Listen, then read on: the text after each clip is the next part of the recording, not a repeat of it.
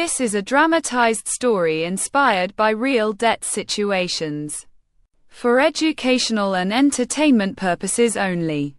Not legal or financial advice. $78,000. That was the number I'd been hiding from my wife for 3 years. She found out on a Tuesday. By Friday, she'd called a lawyer. My name is Marcus. I was 43 years old, co-owner of a small flooring installation business outside Columbus, Ohio. I had 2 kids, a daughter in 6th grade and a son who'd just started high school. I drove a truck I couldn't really afford, lived in a house with a mortgage that made my chest tight every single month, and I smiled at dinner every night like everything was fine. It wasn't fine. It hadn't been fine for a long time. Let me take you back to where it started, because this didn't happen overnight. It never does.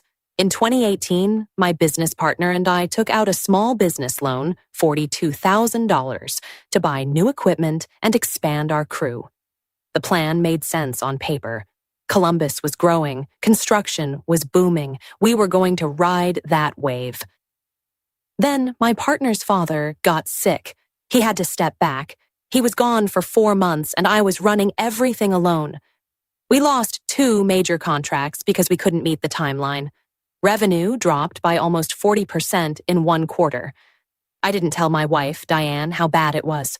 I told her we had a slow season. She believed me because she trusted me. That trust is what I think about most now. To cover payroll, actual human beings depending on me, I put $11,000 on a business credit card, then another $8,000 on a personal card to cover the mortgage when the business account ran dry. I told myself it was temporary. I told myself I'd pay it back before she ever noticed. By of 2019, I had 4 credit cards carrying balances. Total, $34,000.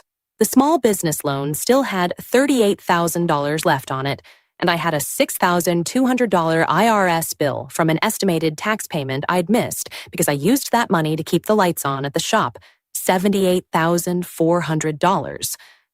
That's where I landed. And Diane had no idea. Every month I was doing this thing where I'd intercept the mail before she got home. I work odd hours, our contractors do, so it was easy. Bills went into a drawer in my workshop. Emails from the bank went to an account she didn't know about. I became an expert at hiding the evidence of my own failure. The calls started in early 2020. Collection calls. At first, it was just one card, Chase, because I'd missed 2 payments trying to rob Peter to pay Paul. Then it spread. The calls came to my cell phone, which I always answered outside or in my truck. At 43, I was sneaking around my own house like a teenager. Diane noticed I was stressed. She's a nurse. She works 12-hour shifts at a regional hospital. She notices everything. She asked me a dozen times if something was wrong. I said it was the business, which was true. It just wasn't the whole truth. The breaking point came in March 2021. I was in the kitchen making coffee when my phone buzzed. It was a voicemail from a debt collection agency about the Chase account, $1,400 to $800 past due. Diane was standing right behind me. I didn't hear her come in. She saw the notification on my screen. "Marcus, what is that?" I tried to deflect. I said it was a business thing. She asked me to show her. I said it wasn't a big deal. She asked again, and this time her voice had that tone in it. Nurses develop this tone when they know something is seriously wrong and they need the truth immediately. I sat down at the kitchen table. And I just told her all of it. The business loan, the 4 credit cards, the IRS debt, the 3 years of hiding it, the drawer full of unopened mail in the workshop. She didn't yell. That almost made it worse. She just sat very still and said, "Why didn't you trust me?" I didn't have a good answer, because there isn't one.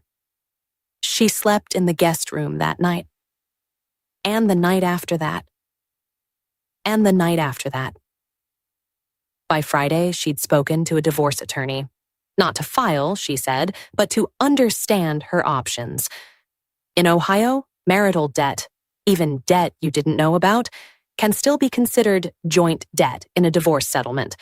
Her attorney told her she could be on the hook for half of $78,000 she didn't even know existed. That hit her like a truck. Here's what I did wrong. And I want you to hear this clearly, because if you're in a similar situation, the wrong moves can bury you even deeper. First, when the business started struggling, I took a payday loan. 2 of them. Short-term, high-interest, predatory. I borrowed $2,500 total and ended up paying back nearly $3,800 over 4 months. It bought me maybe 6 weeks of breathing room and cost me way more than that. Second, I did a balance transfer. Moved $9,000 from one card to a new card with a 0% introductory rate. Felt smart at the time. But I missed the fine print. There was a 3% transfer fee, and when the promo period ended after 12 months, the rate jumped to 99%. I hadn't paid it down enough. I just shifted the problem.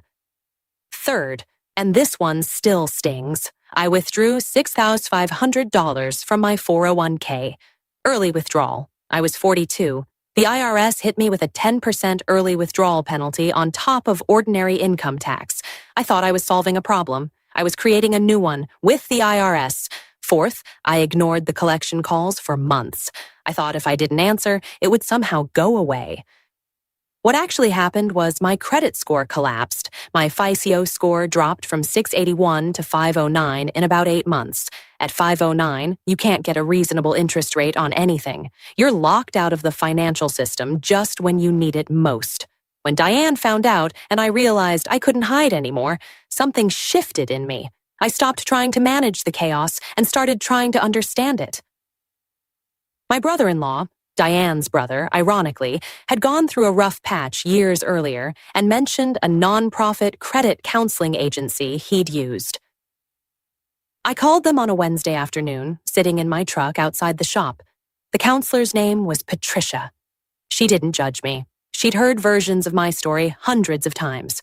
She asked me to list every single debt, the interest rate, the minimum payment, and whether the account was current or in collections. For the first time in 3 years, I laid every number out in the open. Small business loan, $36,800 remaining at 9%. Chase credit card, $14,800 in collections. Capital One credit card, $9,200, 22. 4% APR Discover card, $7,100, 19. 99% APR personal card I'd open separately, $4,600, 26. 99% APR IRS balance with penalties, $7,800 payday loan residual. Cleared, thankfully, total $8,300 when you factored in the accrued interest and IRS penalties. Patricia explained my options clearly. She said she wasn't there to sell me anything. Nonprofit credit counselors don't work on commission, and that I should consult a licensed attorney before making any major financial decision. That disclaimer mattered to me. It felt honest. She walked me through 4 main paths. Option 1. Debt management plan through the credit counseling agency. They negotiate with your creditors to reduce interest rates, sometimes significantly, and you make one monthly payment to them, which they distribute. This doesn't erase the debt. It makes it manageable. It shows up on your credit report, but is less damaging than bankruptcy. It typically takes 3 to 5 years. Option 2, debt settlement. You or a company negotiates with creditors to pay less than the full amount owed, sometimes 40 to 60 cents on the dollar. Sounds good. The catch. It wrecks your credit score. The forgiven amount is usually taxable income, and many settlement companies charge steep fees. Patricia was direct. Debt settlement has real risks, and she recommended I talk to a licensed attorney before going that route. Option 3. Chapter 7, Bankruptcy. This is liquidation bankruptcy. A bankruptcy attorney helps you discharge most unsecured debt. Credit cards, medical bills, personal loans. The business loan situation was more complex because of how it was structured. Chapter 7 stays on your credit report for 10 years. But for people who are genuinely unable to repay, it can be a legal reset. You have to pass a means test. Your income has to fall below a certain threshold based on your state's median income. Option 4, Chapter 13. Bankruptcy. This is the reorganization option. Instead of wiping the slate, you work with a bankruptcy attorney to create a 3 to 5 year repayment plan based on what you can actually afford. You keep your assets, your house, potentially your business, but you commit to a court-supervised payment plan. Chapter 13 stays on your credit report for 7 years versus 10 for Chapter 7. Patricia was careful to say, consult a licensed bankruptcy attorney before choosing either bankruptcy path. The law is complicated. What applies to one person's situation might not apply to another's. She also mentioned the IRS debt specifically. IRS debt is a different beast. It's generally not dischargeable in Chapter 7 bankruptcy. There are very specific rules about the age of the debt and whether returns were filed. I needed a professional who understood both bankruptcy law and tax law. She gave me a referral list. I went home that night and I told Diane everything Patricia had told me.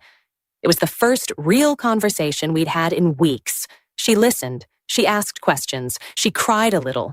I cried a little, which I'm not ashamed to admit. She said she wasn't sure about us, about our marriage, but she was willing to pause the divorce process long enough for us to consult a bankruptcy attorney together.